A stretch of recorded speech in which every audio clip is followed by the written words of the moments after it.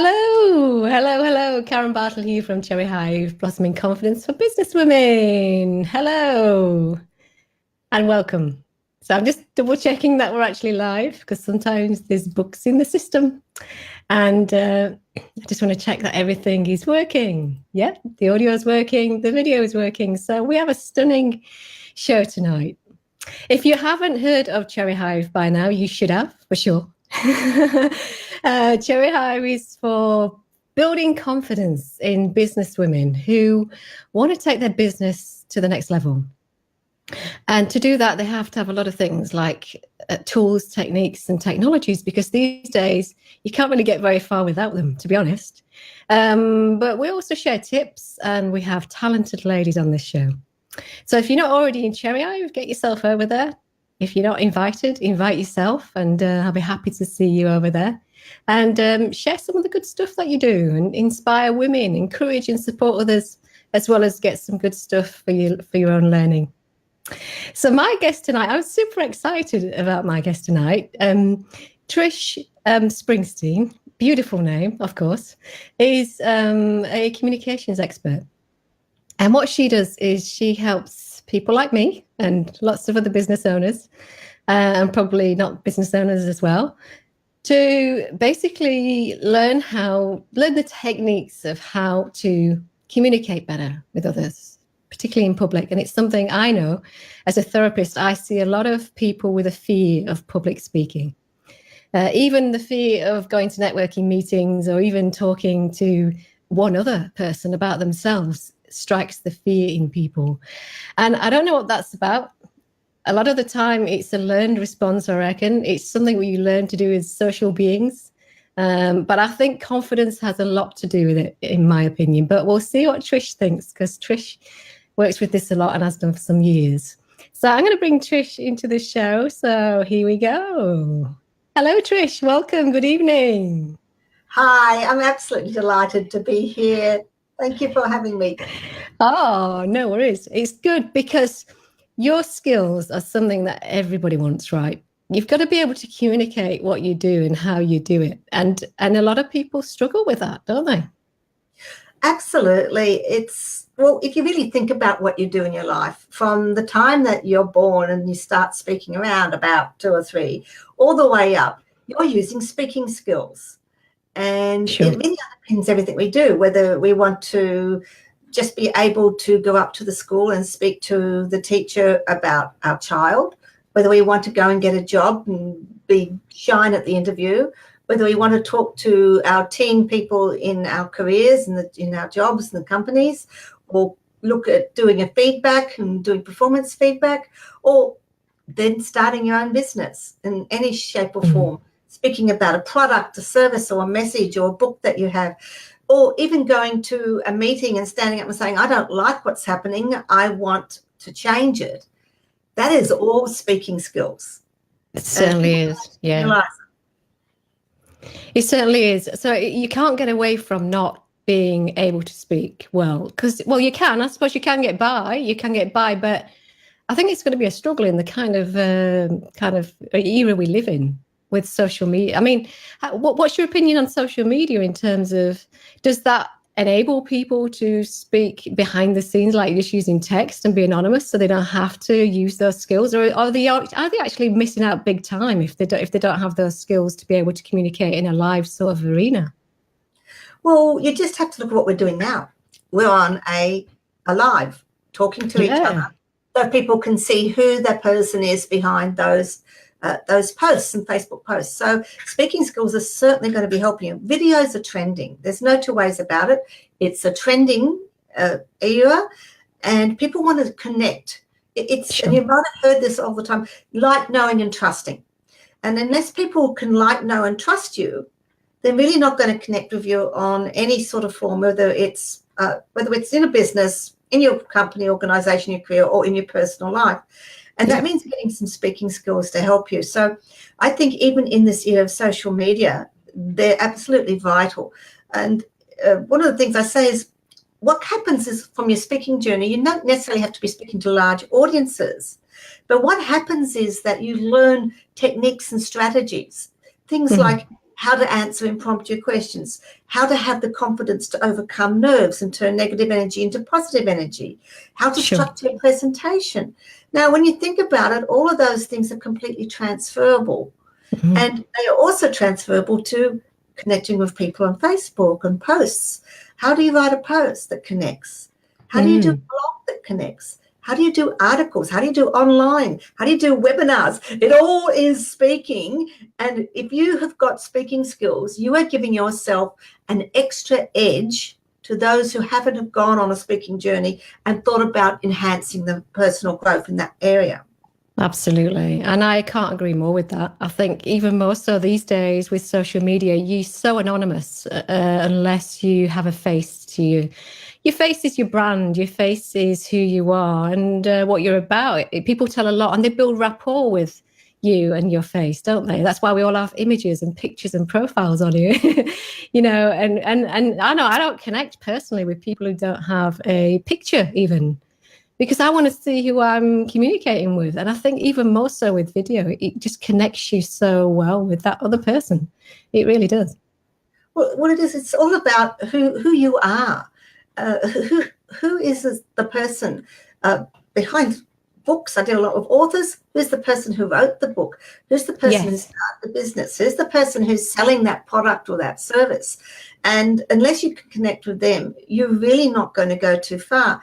And today, there's so many of us doing so many things the same. And a lot of people are worried about that because, look, hey, I'm a speaking mentor. There are a lot of people out there that coach and teach speaking. I am only me. So each of us is unique. And if we want to stand out, if we want to share and we're passionate about something, we need to develop our uniqueness. We need to shine a light on who we are. And speaking skills and communication skills help you to take that next step by shining that light and letting people find you. Make it easy for your people to find you. Make it easy for your clients to find you. Don't make it hard. Absolutely. I can't agree more. And I think, so where did your interest in becoming a communications expert, where did your journey start? Okay. I've been sharing a little bit about my journey lately because I went to my high school reunion last weekend. Awesome. Yes, it was about 45 years since I'd seen some of these people. Now I'm now my age, so never mind. I actually am an introvert. And I'm very much an introvert. And when I came out of high school, not only was I an introvert, but I was an extremely shy person. And it was really amazing when I was connecting with some of the people in high school because they were saying, well, yeah, you were really shy, and yet look at you now. I am still an introvert. I'm not quite so shy. I know how to communicate. I know how to make the most of my skills because all of us have got inborn skills that we can enhance. And it's just a matter of touching base with those skills and giving them a polish.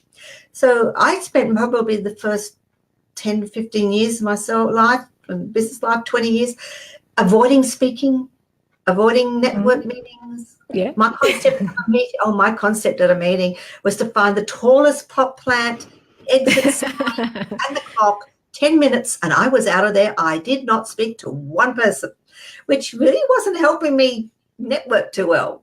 But I was quite happy. I didn't realize what I was missing. I didn't realize the opportunities that were sliding me by until I found a mentor. Okay. And about 20 years ago, I found a mentor.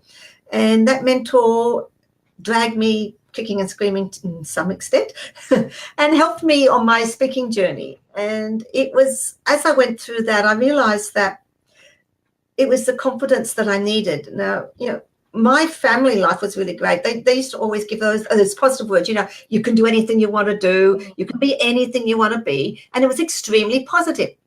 Sure. The problem was I didn't believe that in here.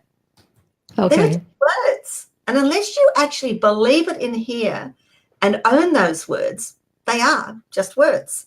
So that's what happened was when I started my speaking journey and started learning to speak and finding that I really liked it. And when I realized that people were quite interested in what I had to say, and it took me a long while to figure out that I had a story to share because I thought, well, I don't really have much to share. Sure. But what that did was that built my confidence. Okay. That confidence allowed me to explore. And that confidence then also allowed me to actually own who I was. And when I Awesome. started to own who I am and believe here in who I am, then I started to act, and then I started to share, which is why believe, act, share is one of the things that I really like people to understand in that area. When you do that, you do get to be who you are. So that was started me on my... share something from the heart. Share something that means something to you, because and I guess anyone could stand up and talk about themselves and some kind of journey they've been on, despite not being a great speaker, because it's something that they've personally experienced.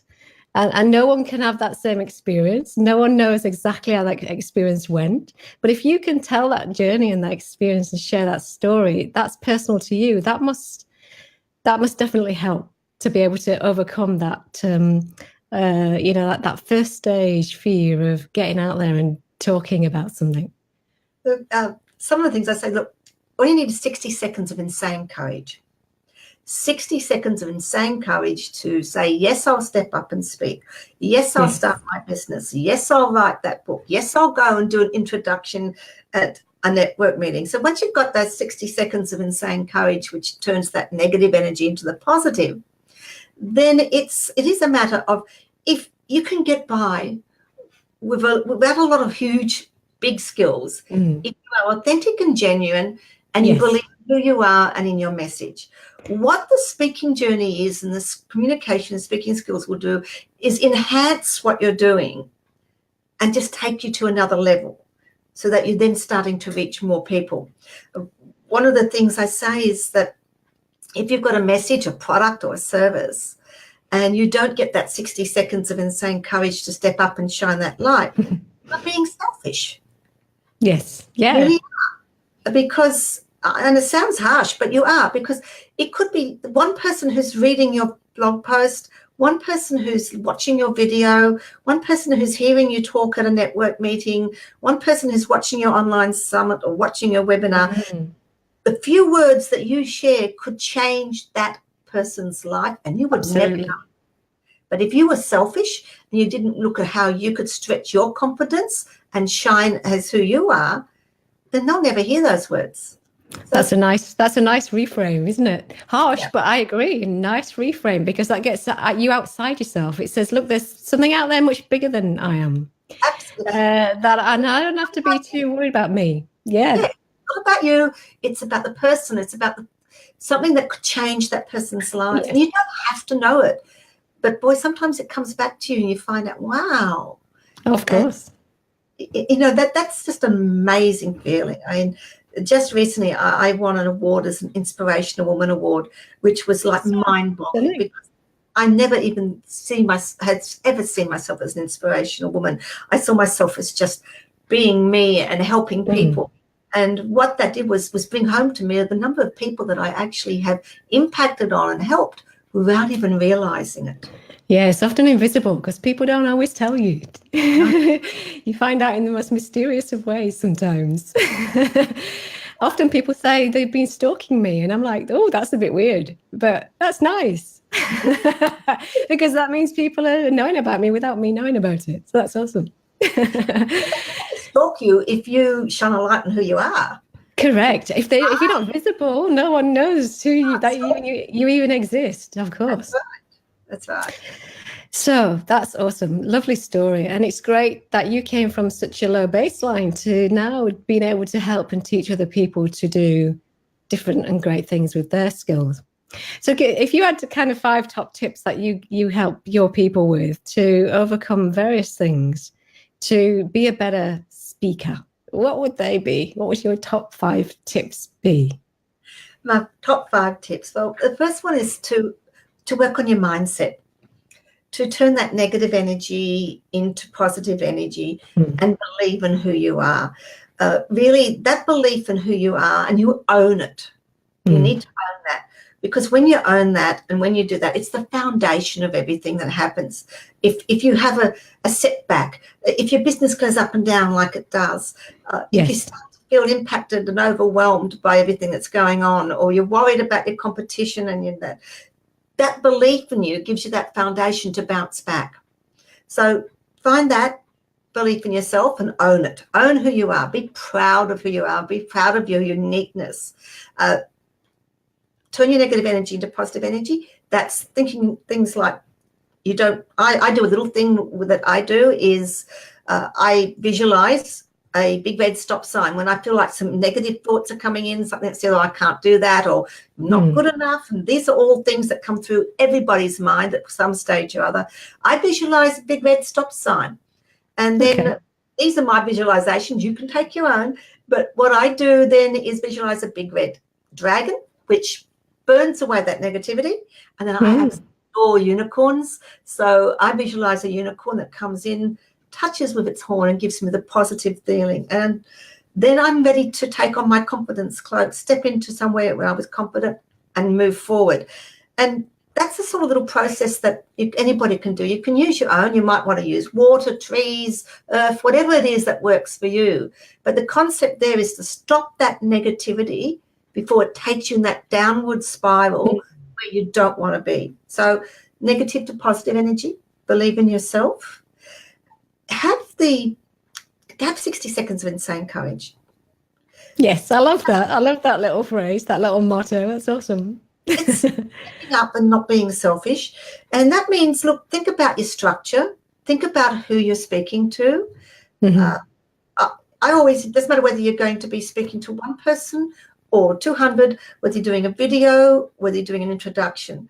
If you give some thought to be, well, what do I want the people I'm speaking to at this particular time to take away from what I'm saying? Really think about that, because if you don't know where you want to go, and if you don't know what you want them to take away, then you're going to be doing a journey into the wilderness and taking everybody with you. So you need to have that in your mind. And each time you do it, each time you do a video, each time you do an introduction, just a little thought, okay, what is it that I want to have these people do? Do I want to inform them, inspire them? I want to give them some information. And then you then put into place what you need to put into place to achieve that goal and that direction. So those are some of the things. They are great tips. What about seeing the audience without clothes on, with naked? Is that something that you promote to make you feel kind of enjoy the experience better? Honestly, Karen, I can't see why anybody would find that would give them confidence, because for me, of visualizing anybody naked would absolutely destroy my whole composure. I've always had a bit of a problem with that. I actually like to visualize the audience as friends, as people that I want to connect with, that there is someone there that wants to hear what I've got to say. And when I think about that and know that it's not about me, it's about the people there, that they wouldn't have come to listen or to hear me unless they really wanted to know something. And I talk and speak like I'm having a conversation with my best friend opposite me. And that's how I worked, and that's how I got over all my nerves, and that I've never pictured anybody naked because it just wasn't going to work for me. But what I did was always think about, I'm having a conversation with a group of people and we're discussing what's going on. And that's how I always see it, whether I'm talking on a video, whether I'm getting up to do an introduction at a meeting, whether I'm walking into a room full of strangers, which as an introvert is not easy for me, and it is still not easy for me, but I know what to do. And I know that it's probably just as hard for the other people. When you start to look outside yourself, Karen, it takes a lot of pressure off you, because you realise, you know, there's a lot of people there who are probably feeling exactly like I am. Absolutely.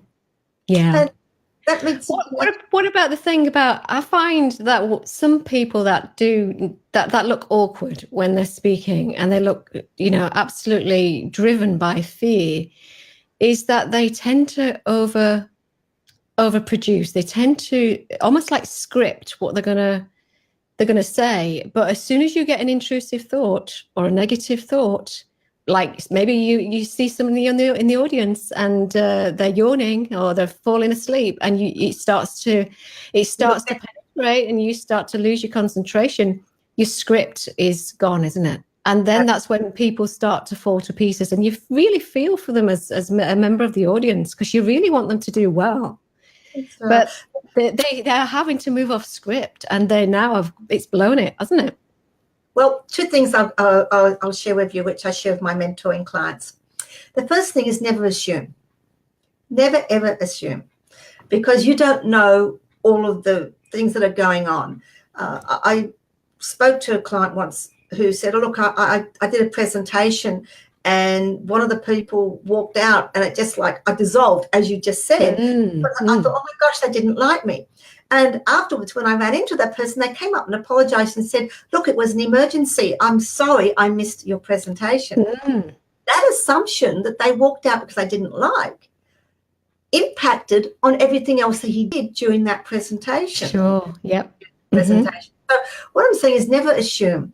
People listen in all sorts of ways. So if someone's got their eyes closed or they're leaning back, that's not to say they're not listening to everything that you're saying. And if one person walks out, well, that's fine, because when you realize that not everybody has to like you, that's really that is not everybody has to like you. The ones that will like you and connect with you are the ones that you need to connect with you. So when you accept that, it becomes extremely empowering. I mean, we cannot be perfect for every single person in the world. We are all different and we all have different needs. So we and also we'd be kind of doing something wrong, wouldn't we? We wouldn't be kind of targeting the correct market for our business or our talk if everybody should like what we do. Most people will like what I do, but there are occasions there's people that it's not for them. It's not quite what they're doing. That's extremely fine. And that becomes extremely empowering. The other thing I would say is don't try and learn your presentations word for word. That is a mistake that most novice people try and do. And what happens is if the nerves do impact exactly what you said, you'll forget everything that you was going to say. So the best thing is you need to practice and prepare. You need to have a thought about what you're saying, and then you just reduce it to dot points, to signposts, whatever works for you. Sure. But you speak to, because look, in 99.5% of the cases, you are speaking on a subject that you know. You're an expert. You might be a subject matter expert. You've got personal experience that you're speaking about. So you know mostly what you want to say. You just want some dot points to keep you on track so that you don't waffle and that you keep it to where you're going. And if you do that, then you're going to be a lot easier for you than trying to remember something word for word. It just doesn't work. Yeah, I like the fact that you said about keeping it conversational. Yeah, just have a conversation. Know where you want to go, because you do have to plan it, because you've got timing restrictions quite often. You want to make sure that you hit all the points, because remember I said you want to know what you want your audience to take away. So there's a little bit of structure in there, and when you follow that structure, but you don't have to memorize it. When you've got that structure, you can hang things off, then you can pretty well speak off the cuff nearly any time. What do you think about using humor, Trish? Is there a time and a place, and have you kind of seen people use a lot of inappropriate humor, and does that go down well? No, it didn't actually. Humor is extremely subjective.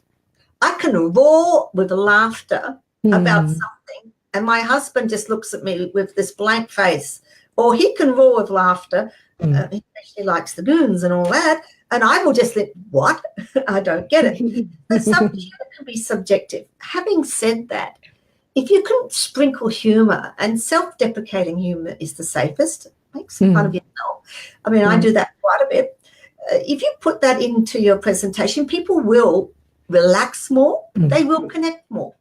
But the danger is you don't want to force humor. Some people are more naturally humor, and it comes to them easier than other people. For me, if I try to be humorous, it's not very good. So if I just try to have a conversation and just generally be who I am, I can bring bits of humor in without trying to plan it. Yes. So if you do that, do that. Maybe have a couple of jokes if you want to, but jokes can fall flat. Just always people, if you're going to be humorous and if you want to use humorous jokes, be aware of who you're speaking to at this particular time. And if you've got a mixed audience of males and females, just be aware of those gender jokes, because not everybody's going to get it. Absolutely. But if you can put humor in and do it your way and how you naturally speak, then that's going to connect you a lot more, and people enjoy that. So I like to have a bit of fun. I don't know if I call it fun. I have fun when I speak. I have fun. I think so. I think if you have fun and you look like you're enjoying it, whenever I've gone to see someone presenting or speaking, if they look like they are having fun, I'm having fun. I kind of feed off that. I feel this is a great thing to be doing. I love the fact that they are enjoying themselves. Whereas if somebody stood there and they're about to kind of, empty the contents of their stomach right in front of your face, I feel really sad for them. You don't you feel it? You feel it. Honestly, your audience, whatever it is, even just a client. I mean, even if you're just talking to a client one-on-one, if they are very perceptive. They pick up on a lot of non-verbal vibes that you have. And if you aren't enjoying being there, or if you feel reluctant to be there for whatever reason, then we know it, don't we? There as well. Why should they listen to you? Why should they speak to you about their issue or their problem? Why should they hire you if you can't be there and in the moment? So if there is a reason that you've got a problem, leave it behind. Just be in the moment. Whenever you're talking to a client, whenever you're speaking at a network meeting, a conference, whatever it is that you're doing, be in the moment and enjoy it and share who you are. Absolutely. Stunning tips. And so, well, I think that's a lot of learning for one day for people. I think it definitely is something people should get some help with if they aren't able to do it themselves. And it's not always easy, is it, to be in the moment and to kind of overcome those fears. But I know I work with a lot of people who have those fears, and I know you do for sure.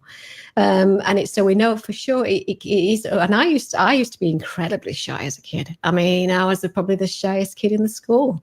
Very introverted. And I think once you find your voice and you find that you have a story and something worth saying to people, and you find that people are actually interested in listening, it gives you that confidence and that kind of external sense of self-esteem that, oh, wow, maybe I can do something else with this. Maybe I can actually use my voice in lots of different ways. But unless, like you said, unless you get out there and you take that 60 seconds of, what was it? 60 seconds of insane courage. Insane courage.